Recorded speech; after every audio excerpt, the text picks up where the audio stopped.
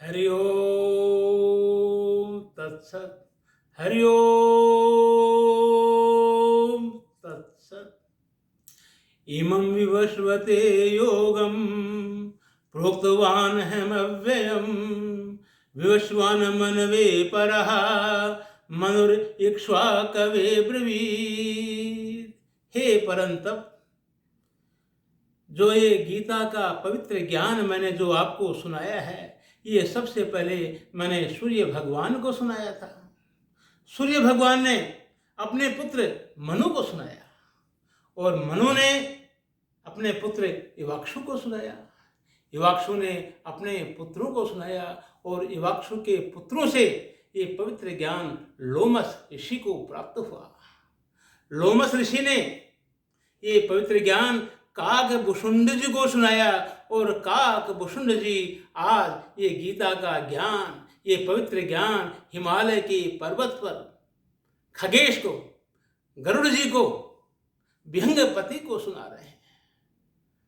खगेश कहते हैं, हे काक भुषुंड जी, आपके बारे में जैसा महेश ने बताया था मैंने वैसा ही पाया है।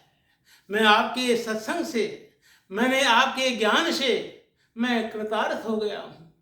मेरा मोह नष्ट हो गया है। मुझे ज्ञान, वैराग्य और भक्ति प्राप्त हो गई है।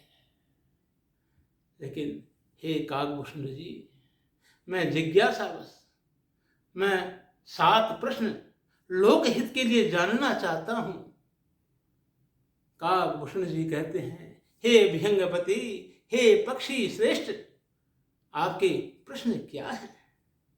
गरुड़ जी कहते हैं, हे काकभूषण जी, इस दुनिया के अंदर, इस संसार के अंदर सबसे दुर्लभ शरीर कौन सा है?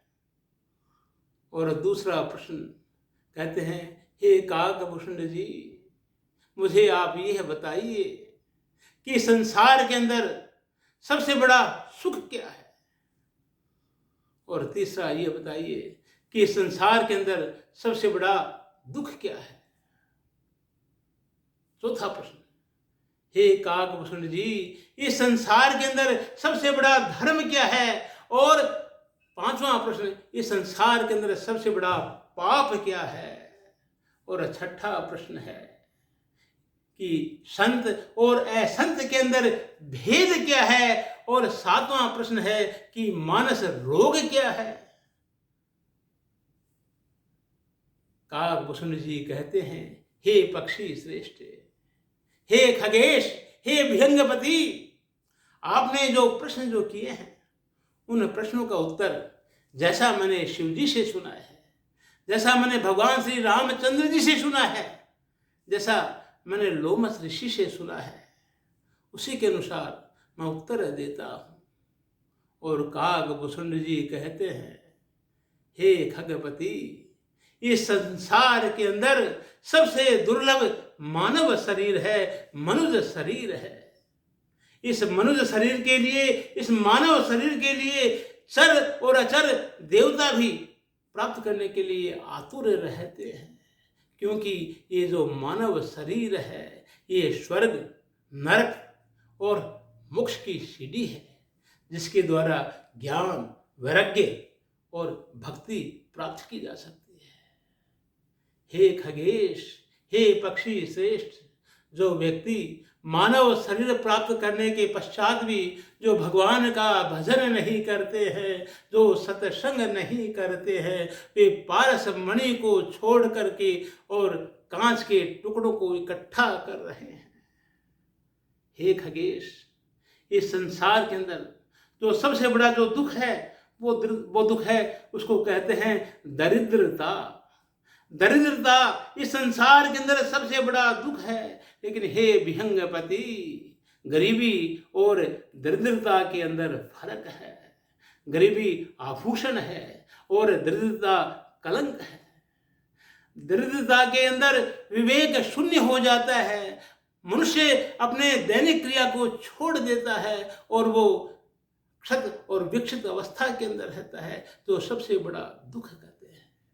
और इस संसार के अंदर जो सबसे बड़ा जो सुख जो कहते हैं, सबसे बड़ा सुख जो बताया है वो संत मिलन को बताया है। क्योंकि मुद मंगलमय संत समाजू, जो जग जंगम तीर्थ राजू। जो संतों का जो समाज है, जो साधु और संत हैं, वो चलते फिरते तीर्थ राज है। जैसे तीर्थ राज के अंदर, प्रयाग के अंदर स्नान करने में आनंद आता है, ठीक उसी प्रकार साधु और संतों के मिलने पर जो आनंद आता है उसको परम सुख कहते हैं। वो संसार का सबसे बड़ा सुख होता है। हे खगेश, आपका जो पांचवा जो प्रश्न है कि सबसे बड़ा पुण्य क्या है, सबसे बड़ा धर्म क्या है, तो अहिंसो परमो धर्म है। अहिंसा सबसे बड़ा धर्म है। और निंदा करना, चुगली करना, नेगेटिव थॉट रखना, दूसरे की बुराई करना, ये सबसे बड़ा पाप है। संसार का ये सबसे बड़ा पाप होता है। हे खगेश, आपने पूछा संत और असंत के अंदर भेद क्या है, तो कागभूषण जी कहते हैं, कागभूषण जी कहते हैं, परहित सरस धर्म नहीं भाई, पर पीड़ा सम नहीं अधमाई। जो परहित करते हैं, जो दूसरे की भलाई करते हैं, जो दूसरे को मोटिवेट करते हैं, जो दूसरे की पीठ को थपथपाते हैं, वो संत, उनको संत कहा जाता है। और जो दूसरे की परपीड़ा करते हैं, दूसरे को पीड़ा पहुंचाते हैं, दूसरे को हानि पहुंचाते हैं, दूसरे को दुख पहुंचाते हैं, दूसरे को दुख देने के लिए जो उत्पन्न होते हैं, उनको संत कहते हैं। जो परहित करते हैं वो संत है, जो पर पीड़ा पहुंचाते हैं उसको संत कहते हैं। हे खगेश, जहाँ तक मानस रोग का सवाल है, मानस रोग की जो जड़ जो है उसको मोह कहते हैं। और ये मोह अज्ञान से उत्पन्न होता है। जब मोह उत्पन्न होता है, काम क्रोध और लोभ उत्पन्न होता है। ये जो काम है, ये जो काम है इसको पित्त कहते हैं, वायु कहते हैं। और क्रोध जो है इसको पित्त कहते हैं। ये काम क्रोध और लोभ जो है इसको कफ कहते हैं। जब काम क्रोध लोभ जब इकट्ठे हो जाते हैं तो सन्निपात हो जाता है। इसलिए अगर काम क्रोध मद लोभ से बचना है तो सत्संग करना जरूरी है, भगवान का भजन करना आवश्यक है। इसलिए आओ आज हम सब मिलकर भगवान का भजन करें।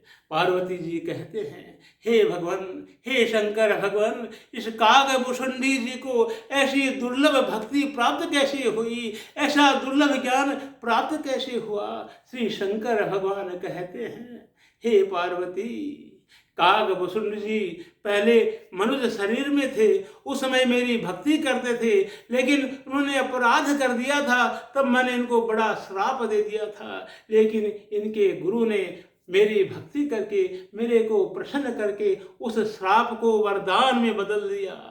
और जब श्राप वरदान में बदल गया तो इनको भक्ति प्राप्त हो गई, इनको भक्ति की सीढ़ी मिल गई। पार्वती जी कहते हैं, हे भगवान, हे शिव शंकर, हे भगवान, आपने जो इनको श्राप जो दिया और वो श्राप जो वरदान के अंदर बदल गया, और जो गुरु ने आपको जो प्रसन्न किया, वो कथा मैं सुनना चाहती हूँ, वो कहानी मैं सुनना चाहती हूँ। जगत की मर्यादा के लिए, जगत की भलाई के लिए वो कथा मेरे को कहिए, ताकि सबका जीवन सत्यम शिवम सुंदर बन सके। वंदे मातरम। जय हिंद।